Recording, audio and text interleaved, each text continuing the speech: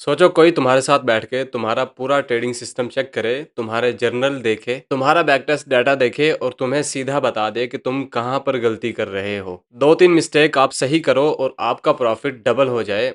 आज हम एग्जैक्टली यही चीज करने वाले हैं। बहुत सारे नए ट्रेडर का सेम प्रॉब्लम होता है, स्ट्रैटेजी भी होती है, उनके पास नॉलेज भी होता है, वो वीडियोस भी देखते हैं, फिर भी उनका प्रॉफिट नहीं बन पाता क्योंकि प्रॉब्लम स्ट्रैटेजी में नहीं होती, प्रॉब्लम होती है ट्रेड एग्जीक्यूशन में। मिसाल के तौर पर एक ट्रेडर ने सिस्टम फॉलो करके, बैक टेस्ट करके, अपने फोमो को कंट्रोल करके एक पे आउट निकाला, तो तुम भी ये काम कर सकते हो सिंपल स्टेप के साथ। अब इस चीज को मिसाल के साथ समझते हैं। मान लो कि एक ट्रेडर था, वो 1.5 साल से ट्रेडिंग कर रहा था, ना वो कोई जीनियस था, ना ही उसके पास कोई स्पेशल इंडिकेटर था, सिर्फ उसके पास एक सिंपल स्ट्रैटेजी थी। लंदन सेशन में ट्रेड करता था, लिक्विडिटी स्वीप पर ट्रेड करता था और फिक्स रिस्क रिवार्ड रखता था। और गेस करो, उसको सिर्फ वीक में 2 ट्रेड मिलती थी, सिर्फ 2 ट्रेड, लेकिन फिर भी वो प्रॉफिटेबल था। यहाँ नए ट्रेडर गलती करते हैं, वो सोचते हैं रोजाना कम से कम 10 ट्रेड होनी चाहिए, लेकिन रियलिटी ये है कि ज्यादा ट्रेड होंगी तो ज्यादा लॉस होगा, कम ट्रेड होंगी तो बेटर क्वालिटी मिलेगी। देखो भाई, ट्रेडिंग को इम्प्रूव करने के लिए सबसे इंपॉर्टेंट काम है बैक टेस्टिंग करना। अगर तुम बैक टेस्टिंग नहीं करोगे तो अपनी ट्रेडिंग को इम्प्रूव कर नहीं पाओगे, क्योंकि तुम्हारे पास कुछ भी डाटा नहीं होगा, सिर्फ गेस करोगे और ट्रेड करोगे। अब एक मिसाल के साथ समझते हैं कि एक ट्रेडर था, उसने 1 साल का डाटा निकाला, उसके पास 5,000 का अकाउंट था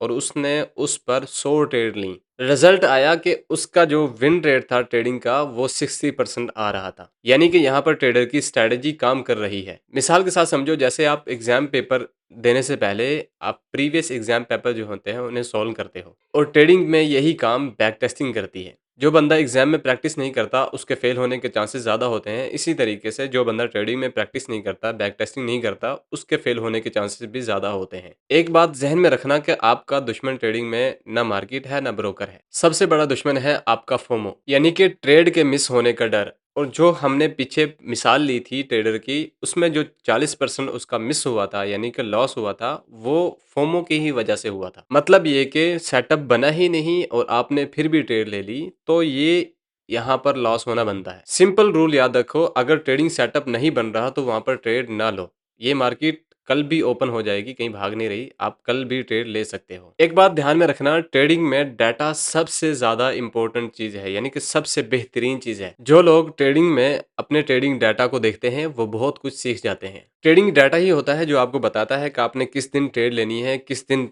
रिस्क ज़्यादा लेना है, किस दिन रिस्क कम लेना है, किस दिन आपको अच्छा प्रॉफिट मिलता है, किस दिन आप लॉस करते हो। मिसाल से समझो, मंडे वाले दिन यानी कि पीर वाले दिन आपके पास ज़्यादा कस्टमर नहीं आते, तो क्या आप उस दिन ज़्यादा सामान मंगवाओगे? बिल्कुल नहीं ना। आपके पास मंगल वाले दिन, बुध वाले दिन ज़्यादा कस्टमर आते हैं, तो आप उस दिन ज़्यादा सामान मंगवाओगे और ज़्यादा फोकस उन दिनों पर ही करोगे। बिल्कुल ट्रेडिंग में भी इसी तरीके से है। अगर जिस दिन में आपको अच्छा प्रॉफिट मिल रहा है, अच्छे रिजल्ट मिल रहे हैं, तो उन दिनों पर फोकस करो। जिनमें अच्छा रिजल्ट नहीं मिल रहा, उनमें अपना रिस्क हाफ करके रखो या ट्रेड लो ही ना। नए ट्रेडर अक्सर क्या गलती करते हैं? नए ट्रेडर करते हैं कि वो जैसे ही कैंडल देखी, जंप करके उसमें कूद गए। यही सबसे बड़ा मसला होता है। एक अच्छा ट्रेडर यानी कि प्रोफेशनल ट्रेडर तभी एंट्री लेता है जब उसको सेटअप मिल रहा हो या सेटअप रूल्स को फॉलो कर रहा हो, क्योंकि इस सिचुएशन में ट्रेड को इग्नोर करना बनता है। अगर आप इग्नोर नहीं करोगे तो आप प्रॉफिट से इग्नोर कर दिए जाओगे। अगर अकाउंट डाउन चला गया है, यानी कि 5% 8% डाउन चला गया है, तो लोग क्या करते हैं? रिवेंज ट्रेडिंग स्टार्ट कर देते हैं। ये गलत है। इस वक्त हीरो ना बना करो, बल्कि डिफेंसिव बना करो।